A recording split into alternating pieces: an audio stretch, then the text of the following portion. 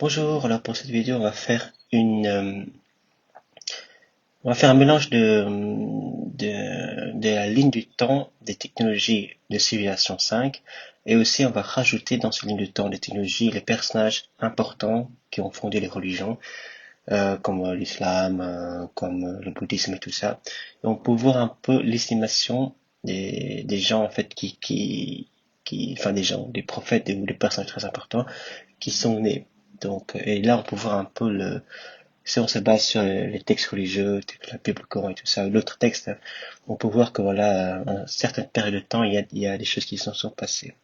Donc, d'abord, on va voir que c'est d'abord une ligne de temps et de technologie, mais c'est pas facile de vraiment mettre une date précise que la pioche, par exemple, a été créée, enfin, a été trouvée en cette date-là, parce qu'il y a plusieurs formes de pioches, et des pioches plus aujourd'hui, il y a encore des pioches, hein, du coup, on peut les créer maintenant.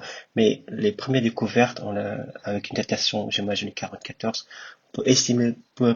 on peut un peu estimer la date de sa fabrication ou de sa création.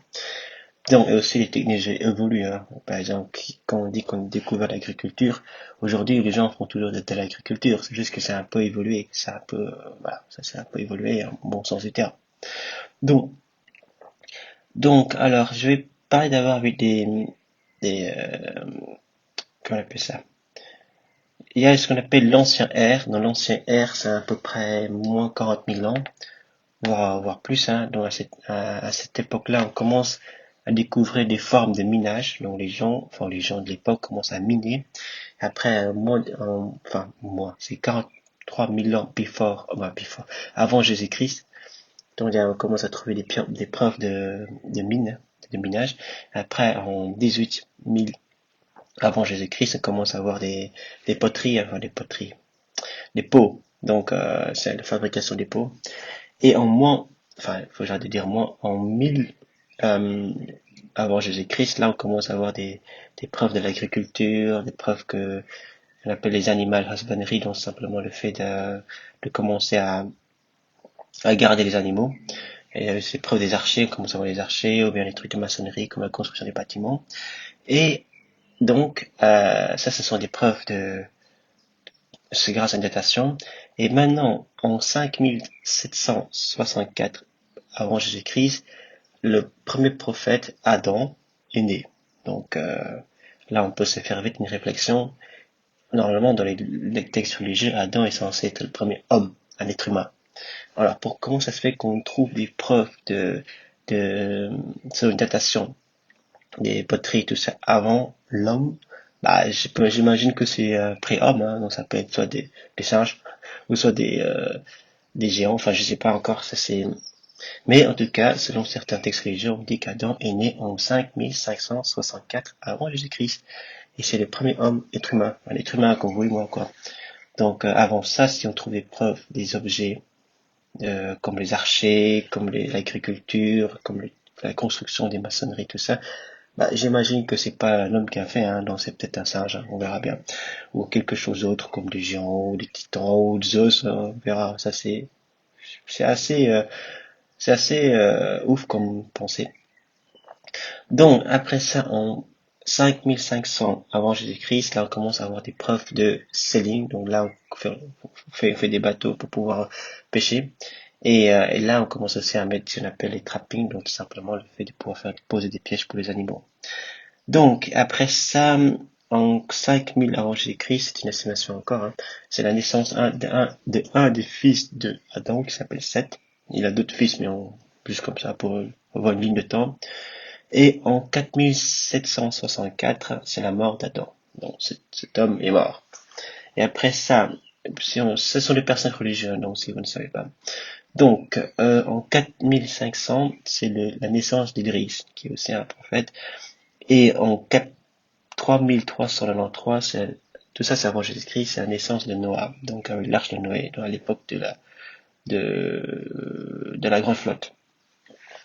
Donc en 3300 avant Jésus-Christ, là on commence à découvrir des preuves du travail du bronze.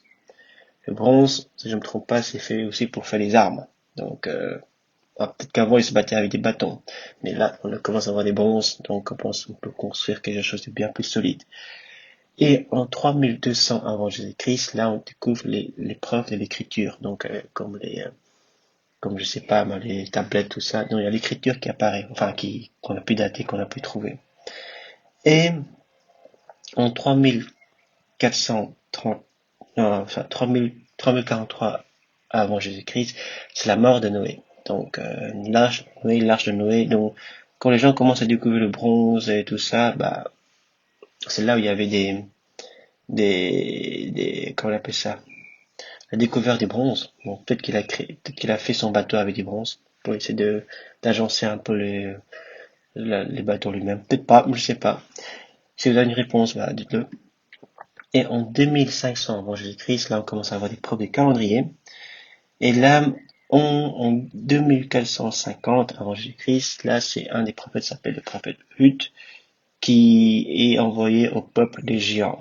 D'accord? Et en 3320, c'est la mort de Hud. Et là, en 2200 avant Jésus-Christ, c'est la naissance de Terah. Terah, c'est le parent, c'est le père d'Abraham. Donc Abraham qui est un peu considéré comme le patriarche, ou le patriarche plutôt, des religions, des trois religions monothéistes, l'islam, le judaïsme et le christianisme. Donc, en 2150 avant Jésus-Christ, c'est la naissance d'Abraham. Et maintenant, en 2100, c'est la naissance de Lot, ainsi aussi probablement d'Ismaël, Ismaël Ismaël, on l'appelle, c'est le fils d'Abraham, je crois, et Lot, c'est son neveu. Donc là, on entre dans l'ère classique qui est en 3500 avant Jésus-Christ. Et là, les gens commencent à faire des horseback riding. Ils commencent à, j'imagine, apprivoiser les chevaux et à monter dessus, quoi. Donc, il a une petite histoire un peu en Chine, c'est qu'en 2700 avant Jésus-Christ, nous avons un homme qui s'appelle Yu the Great, Yu le Grand, ou Yu le Grand pour dire ça, qui a sauvé son peuple d'une massive inondation. Donc ça c'est l'époque de la Chine.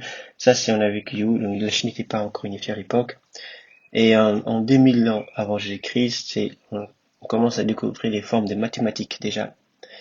Donc, et là on fait un petit tour dans le bouddhisme. Donc le bouddhisme est né en 1500 avant Jésus-Christ. C'est l'hindouisme. C'est la naissance de l'hindouisme.